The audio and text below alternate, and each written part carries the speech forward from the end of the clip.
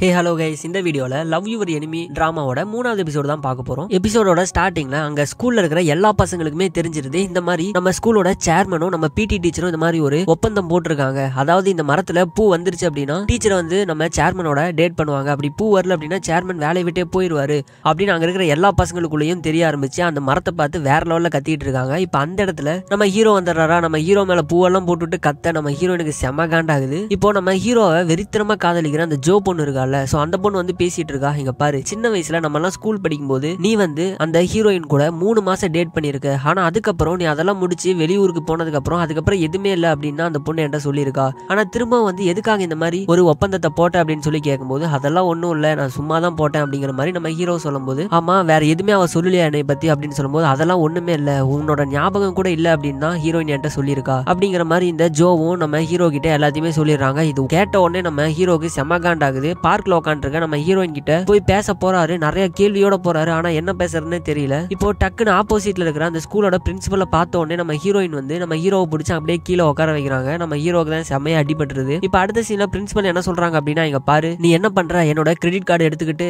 கடைக்கு போயிட்டு எனக்கு சில ஃப்ரூட்ஸ் எல்லாம் வாங்கிட்டு வா அப்படின்னு சொல்லும்போது நம்ம ஹீரோயினுக்கு செம காண்டாகுது. நான் ஒன்னும் உங்களுக்கு வேலை செய்யறதுக்காக இந்த வேலை வாங்கிட்டு வரல அப்படின்னு சொல்லும்போது, இங்க பாரு நான் இந்த ஸ்கூலோட பிரின்சிபல், நான் சொன்னா இந்த வேலையை நீ செஞ்சுதான் ஆகணும் அப்படிங்கிற மாதிரி சொல்லிடுறாங்க. சரின்னு சொல்லிட்டு அந்த கிரெடிட் கார்டை வாங்கிட்டு அங்கிருந்து நம்ம ஹீரோயின் போயிட்டு இருக்கும்போது டக்குன்னு அவங்களோட ஷூலேஸ் வந்து கலண்டுறது. அதை கீழே உட்காந்து கட்டிட்டு இருக்கும்போது அந்த இடத்துல நம்ம ஹீரோயினோட அசிஸ்டன்ட் இருக்கான்ல, சோ அந்த ஸ்விம்மர் வந்துடுறான். அவன் வந்துட்டு எங்க போறீங்க, நானும் வரேன் அப்படின்னு சொல்லும்போது, நான் ஃப்ரூட் வாங்க தான் போறேன், உனக்கு என்ன ஃப்ரூட் பிடிக்கும் அப்படின்னு சொல்லும்போது, எனக்கு வாட்டர் மெலன் தான் பிடிக்கும், ஆனா அது சீசன் இல்லையே அப்படின்னு சொல்லும்போது, நீ என் கூட வா நான் உனக்கு வாங்கி தரேன் அப்படின்னு சொல்லிட்டு கடைக்குள்ள போயிட்டு எக்கச்சக்க ஃப்ரூட்ஸ் எல்லாம் வாங்கிட்டு இருக்காங்க. இந்த பக்கம் பாத்தீங்கன்னா இந்த பிரின்சிபலுக்கு நோட்டிபிகேஷன் வருது, கிரெடிட் கார்டு யூஸ் பண்ண நோட்டிபிகேஷன், பில் எல்லாம் எகிரிக்கிட்டு இருக்கு. இப்ப அங்க இருந்து நம்ம ஹீரோயின் ஒரு ரிவர் பக்கத்துல கூட்டிட்டு போறாங்க. அங்க கூட்டிட்டு போன உடனே அதை பார்த்தோன்னே அந்த ஸ்விம்மருக்கு செம பயம் ஆகுது. அது மட்டும் இல்லாம சின்ன வயசுல இருந்து இந்த ரிவருக்குள்ள ஒரு பேய் இருக்குன்னு சொல்லுவாங்க அப்படின்னு நம்ம ஹீரோயின் சொல்ல இந்த ஸ்விம்மருக்கு ஆல்ரெடி பயந்துகிட்டு இருந்தானா செம பயம் ஏற்பட்டுருது. இப்போ ஸ்நாக்ஸ் இல்ல நீ போய் வாங்கிட்டு வா அப்படின்னு சொல்லிட்டு அந்த ஸ்விம்மரை அங்க இருந்து போ சொல்லிட்டு நம்ம ஹீரோயின் உட்காந்து இருப்பாங்க. இப்போ நம்ம ஹீரோயினோட ஞாபகமா இருக்கே அப்படின்னு சொல்லிட்டு நம்ம ஹீரோவும் அந்த ரிவர் பக்கத்துல வந்திருப்பாரு. இப்போ நம்ம ஹீரோவை பார்த்தோன்னே நம்ம ஹீரோயினுக்கு செம ஷாக் ஆகுது. நம்ம ஹீரோவும் நம்ம ஹீரோயினை பார்த்துட்டு ஷாக் ஆகுறாரு. இங்க பாரு சின்ன வயசுல இருந்து நீ தான் என்னை ஃபாலோ பண்ணிட்டே இருக்க, இப்போ நீ எதுக்காக என்னை ஃபாலோ பண்ணி வந்த அப்படின்னு சொல்லி நம்ம ஹீரோயின் கேட்கும்போது, இங்க பாரு நான் உன்னைய ஃபாலோ பண்ணிலாம் வரல, இந்த இடம் நம்ம சின்ன வயசுல என்ன பண்ணணும் உனக்கு ஞாபகம் இருக்கா அப்படிங்கிற மாதிரி நம்ம ஹீரோ கேட்பாரு. கேட்ட உடனே நம்ம ஹீரோயினுக்கு ஒரு மாதிரி ஆகிருது. சோ அந்த இடத்துல பிளாஷ்பேக் ஓபன் பண்றாங்க. பிளாஷ்பேக்ல பாத்தீங்கன்னா நம்ம ஹீரோ வந்து நம்ம ஹீரோயினை காதலிச்சிட்டு இருந்திருப்பாரு, நம்ம ஹீரோயின் இல்லாம வாழவே முடியாது அப்படிங்கிற லெவல்ல இருப்பாரு. நம்ம ஹீரோயினும் அந்த காதலை புரிஞ்சுக்கிறாங்க. சோ இவங்களுக்கு கரெக்டா எக்ஸாம்லாம் முடிஞ்சிருது, 3 மாசம் லீவ் விட்டுறாங்க,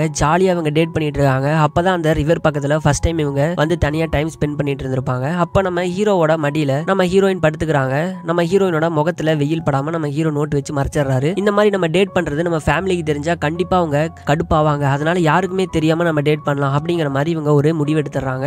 அதுக்கப்புறம் ஜாலியா சுத்துறாங்க, நாட்கள் அப்படியே போகுது. அப்படி ஒரு நாள் பாத்தீங்கன்னா டேட்டுக்கு வரேன்னு சொல்லிட்டு நம்ம ஹீரோ மறந்துட்டு ஃபுட்பால் விளையாட வந்திருப்பாரு. இதை பார்த்தோன்னே நம்ம ஹீரோனுக்கு செம காண்டாயிருது, எதுக்காக இந்த மாதிரி பண்ண, இனிமேல் என்கிட்ட பேசவே பேசாதா அப்படின்னு சொல்லிட்டு அங்க இருந்து ஓடி போயிருப்பாங்க. இப்ப வீட்டுல வந்து படுத்துக்கிட்டு இருக்கும்போது ஜன்னல்ல யாரோ கல்லு தூக்கி போடுறாங்க. யாரா அது அப்படின்னு சொல்லி பார்த்தா நம்ம ஹீரோ தான். அதாவது என்ன இவங்களுக்குள்ள ஒரு டீல் இருக்கும் அப்படின்னா, நமக்குள்ள என்ன பிரச்சனை வந்தாலும் நான் உன் வீட்டுக்கு வந்து உன் ஜன்னல்ல கல்லு தூக்கி போடுவேன், ஆனா 3 கல்லு தூக்கி போடுறதுக்குள்ள நீ கீழே வந்துடணும் அப்படின்னு சொல்லி ஒரு அக்ரிமெண்ட் போட்டிருப்பாங்க. இப்ப நம்ம ஹீரோயினும் பார்த்துட்டு கீழே இறங்கி வராங்க. இப்ப வந்து நம்ம ஹீரோ என்ன சொல்றாரு அப்படின்னா, இனிமேல் உன்னைய மிஸ் பண்ணிட்டு நான் ஃபுட்பால் விளையாட போவே மாட்டேன், உன்கிட்ட சொல்லிட்டு போறேன், அப்படி இல்லைன்னா உன் கூடயே இருக்கேன் அப்படிங்கிற மாதிரி சொல்லிடுறாங்க. சொன்ன உடனே ஆமா அப்புறம் நான் இன்னொன்னு சொல்லணும், நம்ம 3 கல்லு போட்ட உடனே நீ கீழே வந்துடுறேன்னு சொன்னேன், ஆனா இன்னைக்கு நான் 7 கல்லு போட்டேன், எனக்கு ரொம்ப கஷ்டமா இருந்தது, அப்படி பண்ணாத அப்படின்னு நம்ம ஹீரோ சொல்லுவாரு. நம்ம ஹீரோயின் சரி ஓகே அப்படிங்கிற மாதிரி இவங்க ரொமான்ஸ் பண்ணிருக்காங்க. இப்ப அந்த இடத்துல நம்ம ஹீரோ கிஸ் பண்றதுக்காக வருவாரு. நம்ம ஹீரோயின் சிரிக்கிறாங்க. இப்ப திரும்பவும் கிஸ் பண்ண வருவாரு, திரும்பவும் இவங்க சிரிக்கிறாங்க. ஏன் சிரிக்கிற அப்படின்னு சொல்லி கேட்கும்போது, இல்ல எனக்கு ஜோக்கா இருக்கு அப்படின்னு நம்ம ஹீரோயின் சொல்லுவாங்க. என்னது ஜோக்கா இருக்கா, ஏன் நானும் கிஸ் பண்ண மாட்டேனா அப்படிங்கிற மாதிரி சொல்லிட்டு டக்குன்னு கிஸ் பண்ணிடுறாரு. இப்ப அங்க கட் பண்ணா அடுத்த நாள் வந்து நம்ம ஹீரோ கிட்ட இருந்து ஒரு மெசேஜ் வருது,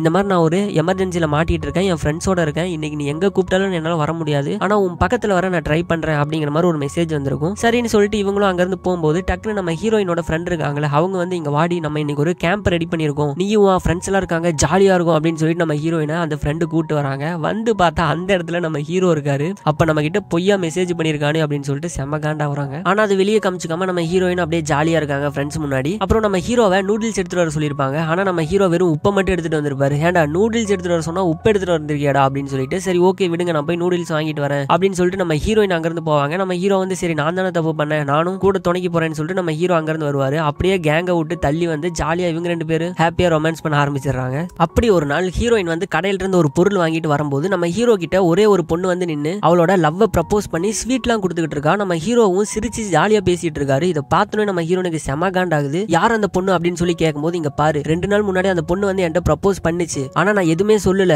ஏன்னா என் ஃப்ரெண்டு தான் அவங்க மனசு கஷ்டப்படும், எதுவும் பேசாதரா அப்படின்னு சொல்லிட்டான். அது மட்டும் இல்லாம இப்ப நான் இங்க இருக்கேன்னு சொல்லிட்டு இந்த அட்ரஸும் என் ஃப்ரெண்டு தான் கொடுத்துருப்பான், எனக்கு எதுவுமே தெரியாது அப்படின்னு சொல்லும்போது, சரி ஓகே, ஆனா அந்த பிள்ளைய உனக்கு பிடிக்கல அப்படின்னா பிடிக்கலன்னு சொல்லிட வேண்டியதானே, எதுக்காக நீ வந்து அந்த பொண்ணுக்கு நம்பிக்கை கொடுத்த, நீ எவ்வளவு பெரிய தப்பு பண்ணிருக்க தெரியுமா, ஆனா இந்த தாட்டி வந்து நான் சும்மா விட மாட்டேன், நிஜமாலுமே நம்ம பிரேக்கப் தான் அப்படின்னு சொல்லிட்டு நம்ம ஹீரோயின் அங்கிருந்து போயிடுறாங்க. இப்போ நம்ம ஹீரோவோட வீட்டுக்கு வெளியே செம கூட்டமா இருக்கு. என்னன்னு ஓடி வந்து பார்த்தா நம்ம ஹீரோவோட அப்பாவுக்கு ஹார்ட் அட்டாக் வந்திருக்கும். இப்ப ஆம்புலன்ஸ்ல ஏத்திட்டு இருக்காங்க. நம்ம ஹீரோ பக்கத்துல உட்காந்து இருக்காரு. அப்ப அவரோட போன் அப்படியே கீழே விழுந்துரும். நம்ம ஹீரோயின் அப்படியே பார்த்துட்டு இருக்காரு. டோர் க்ளோஸ் ஆகுது. அதுக்கப்புறம் வீட்டுக்கு வந்துட்டு நம்ம ஹீரோயின் வந்து நம்ம ஹீரோவுக்கு நிறைய டைம் கால் பண்றாங்க. ஆனா நம்ம ஹீரோவோட போன் தான் மிஸ் ஆயிருக்கும்ல, சோ அது நம்ம ஹீரோயினுக்கு தெரிஞ்சிருக்காது. சோ அதனால நம்ம ஹீரோ வந்து நம்ம மேல இன்னும் கோவமா இருக்கானே அப்படின்னு சொல்லிட்டு நம்ம ஹீரோயின் ஒரு பக்கம் கஷ்டப்படுறாங்க. சோ இதனால இவங்களுக்கு உடம்பு சரியில்லாம போயிருது. இப்போ நம்ம ஹீரோ வந்து ஒரு பக்கம் சியோல புது போன் ஒன்னு வாங்கி நம்ம ஹீரோயினுக்கு கால் பண்றாங்க. கால் பண்ணா நம்ம ஹீரோயினுக்கு போன் அடிக்குது, யாருமே எடுக்கல. ஏன்னா நம்ம ஹீரோயின் தான் ஹாஸ்பிட்டல் அட்மிட் பண்ணிருக்காங்கல்ல. சோ அதனால இப்ப நம்ம ஹீரோவும் ரொம்ப கஷ்டப்படுறாரு. என்னன்னு பார்த்தா அவங்க அப்பாவுக்கு உடம்பு சரியில்லாம போயிருக்கும். சியோல தான் நல்ல ட்ரீட்மெண்ட் கிடைக்கும்னு சொல்லியிருப்பாங்க. அதனால மொத்த ஃபேமிலியும் அந்த ஊரை காலி பண்ணிட்டு சியோலுக்கு வந்திருப்பாங்க. சோ நம்ம ஹீரோயினை எப்படி மீட் பண்றதுன்னு தெரியாம தவிச்சுக்கிட்டு இருப்பாரு. அப்புறம் நம்ம ஹீரோயின் எப்பயும் போல ஸ்கூல் போக ஆரம்பிச்சிடுறாங்க.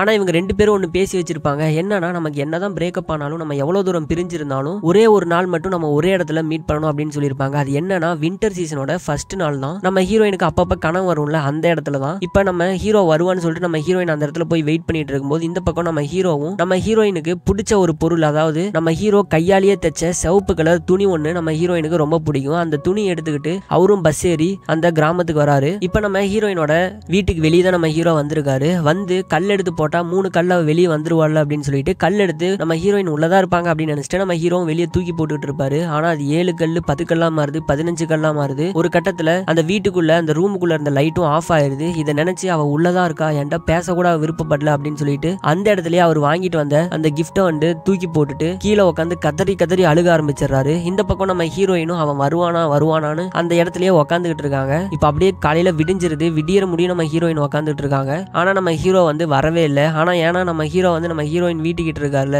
சோ இப்படி ஒரு மிஸ் அண்டர்ஸ்டாண்டிங்கால தான் இவங்களுக்கு பிரேக்கப் ஆயிருக்கும். இது எல்லாத்தையுமே இப்ப பிரசன்ட்ல அந்த ரிவர் பக்கத்துல நின்று 2 பேருமே நினைச்சு பாக்குறாங்க. அப்படியே நினைச்சு பார்த்துட்டு எதுவுமே பேசாம நம்ம ஹீரோ அங்க இருந்து அப்படியே போயிடுறாரு. இப்ப ஸ்விம்மரும் ஸ்நாக்ஸ் எல்லாம் வாங்கிட்டு அந்த இடத்துக்கு வந்துடுறான். இப்ப அங்க கட் பண்ணா இங்க நம்ம ஹீரோவை வெறித்தனமா ஒரு பொண்ணு காதலிச்சிட்டு இருப்பாள்ல, ஜோன்னு சொல்லிட்டு, அந்த பொண்ணை காமிக்கிறாங்க. அந்த பொண்ணு கிளப்ல உட்காந்து ஒரு மாதிரி தண்ணி அடிச்சிட்டு இருக்கா. என்னடா இவ தண்ணி அடிக்கிறாளே அப்படின்னு பார்த்தா அவ ஒரு பிளாஷ்பேக்கை யோசிச்சு பாக்குறா. என்னன்னா, சின்ன வயசுல நம்ம ஹீரோக்கு எவ்வளவோ டைம் நம்ம ஹீரோயின் கால் பண்ணிருப்பாங்க. ஆனா நம்ம ஹீரோட போன் தொலைஞ்சனால நம்ம ஹீரோவால அட்டன் பண்ணிருக்கவே முடியாது. சோ அப்ப இவங்களுக்கு உடம்பு சரியில்லாம போயிருக்கும்ல. அப்ப கூட இருந்து பாத்துக்கிட்டது யாருன்னா இந்த ஜோங்கிற பொண்ணு தான். அப்ப ஹீரோயின் வந்து போன் கேட்பாங்க. போன் எடுத்து பார்த்தா ஒரு மிஸ்டு கால் கூட வந்த மாதிரியே இருக்காது. ஏன்னா நம்ம ஹீரோ புது போன் வாங்கிட்டு நிறைய டைம் கால் பண்ணி பேச முடியுமா அப்படின்னு சொல்லி ட்ரை பண்ணிருப்பாரு. அவ்வளோ மிஸ்டு கால் இருந்திருக்கணும். ஆனா ஒரு மிஸ்டு கால் கூட இல்ல. எல்லாத்தையுமே இந்த ஜோங்கிற பொண்ணு தான் டெலீட் பண்ணிருக்கா. இது இப்ப வரைக்கும் நம்ம ஹீரோயினுக்கு தெரியாது. சோ அப்பவே அவங்களோட காதல் பிரிக்கிறதுக்கான எல்லா வேலையும் இவ பாத்துருக்கா. ஏன்னா இந்த பொண்ணு வந்து நம்ம ஹீரோவை உயிரா லவ் பண்ணிட்டு இருப்பா. சோ அதனால இவ இப்படியே பழசெல்லாம் நினைச்சு பார்த்துக்கிட்டு இருக்க. இங்க இந்த ரிவர்ல பாத்தீங்கன்னா நம்ம ஹீரோயின் தெரியாம அந்த ரிவருக்கு உள்ள விழுந்துடுறாங்க. இப்போ காப்பாத்துங்கன்னு சொல்லி கத்திக்கிட்டு இருக்கும்போது வெளியே இருக்கிற இந்த சிம்மர் என்ன பண்றான்னா, உடம்புல இருக்கிற ட்ரெஸ் எல்லாம் கழட்டி ரெடி ஆகிட்டு இருக்கான் கீழே குதிக்கிறதுக்கு. இதை பார்த்த நம்ம ஹீரோ ஓடி போய் டக்குன்னு அந்த ரிவருக்குள்ள குதிச்சிடுறாரு. இப்போ நம்ம ஹீரோயின் அப்படியே உள்ள போயிட்டு இருக்காங்க. அவங்கள காப்பாத்துறதுக்காக நம்ம ஹீரோவும் உள்ள போயிட்டு இருக்காரு. சோ இந்த இடத்துலயே இந்த 3வது எபிசோட முடிக்கிறாங்க. இதுக்கப்புறம் என்ன நடந்தது அப்படின்னு சொல்லிட்டு அடுத்த எபிசோட்ல பார்க்கலாம். So thank you, by.